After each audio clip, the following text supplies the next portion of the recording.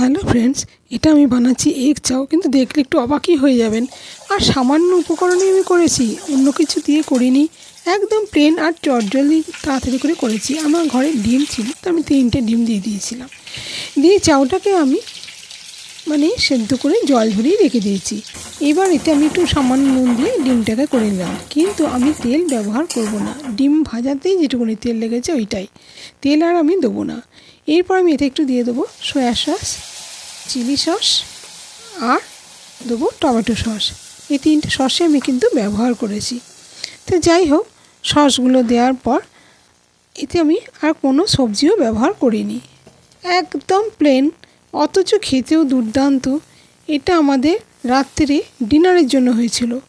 তো আপনারা পারলে ব্রেকফাস্টও করতে পারেন, যখনই হোক করতেই পারেন। খেতেও খুব তাড়াতাড়ি হয়েও যায়, আর খেতেও ভালোই তো লাগবেই, যেহেতু এগ আছে।